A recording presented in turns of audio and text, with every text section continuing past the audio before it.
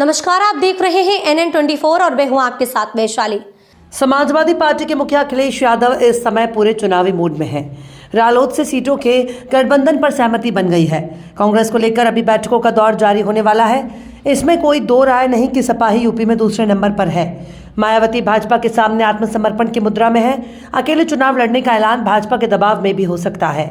मायावती का vote bank धीरे धीरे भाजपा की ओर सरक चुका है। शनिवार को सपा मुखिया अखिलेश यादव ने प्रेस वार्ता कर सरकार और चुनाव आयोग के मंशा पर सवाल उठाए और कार्यकर्ताओं को भी चौकन्ना रहने को कहा।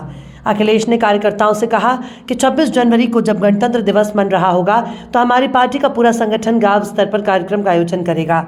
23 को जब नई वोटर लिस्ट आ जाएगी तो हमारी अपील है कि संगठन के सभी लोग, सभी वरिष्ठ नेता मिलकर उस वोटर लिस्ट में सपा के वोटर जो छूट गए या काटे गए उन सबको शामिल करें।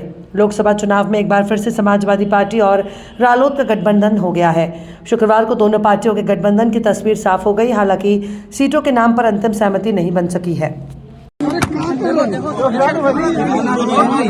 मैं अपने प्रेस के साथियों का धन्यवाद देना चाहता हूं। मैं सभी प्रेस के साथियों का धन्यवाद देना चाहता हूं। लगातार समाजवादी पार्टी और यहां पर पार्टी के सभी वरिष्ठ नेता समय समय पर बैठे हैं। समय समय पर संगठन की बैठक भी हुई है।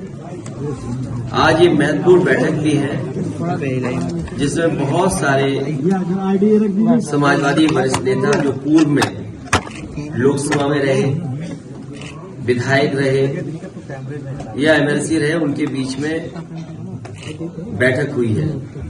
कुछ बातों पर चर्चा की है हम लोगों ने।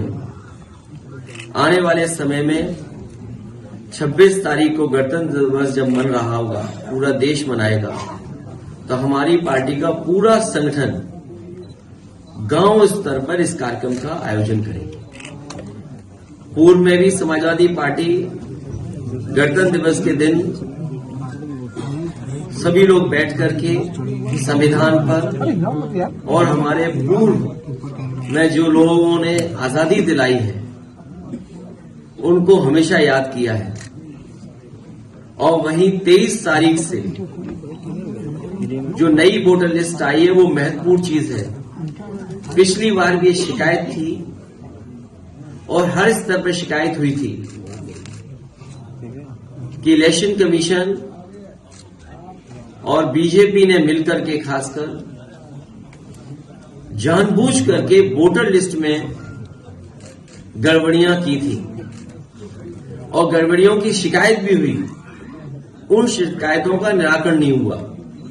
मुझे याद है इलेक्शन कमीशन ने नोटिस दिया था समाजवादी पार्टी को कि आपने किस आधार पर कहा है कि समाजवादी पार्टी के वोट काटे गए हैं। उस समय संगठन के लोगों से और पार्टी के लीडर्स ने हमें एक सूची दी थी जिसमें 18,000 वोट जो 2022 में डिलीट कर दिए गए थे।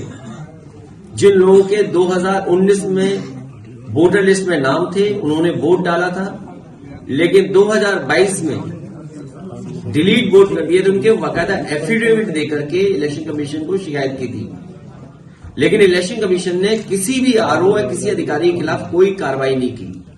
इसलिए 23 तारीख को जब नई वोटर लिस्ट आ जाएगी तो हमारी अपील है कि संगठन के सभी लोग, पार्टी के सभी वरिष्ठ नेता मिलकर के उस वोटर लिस्ट में जो समाजवादी पार्टी के वोटर छूट गए हैं या जानबूझ करके काटे गए हैं उन सबको शामिल किया जाएगा। हमारे BLA जो एजेंट्स हैं उन लोगों का सहयोग लेकर के हमारी लीडरशिप उनको समय समय पर गाइड करेगी। इसी के लिए बैठक बुलाई गई।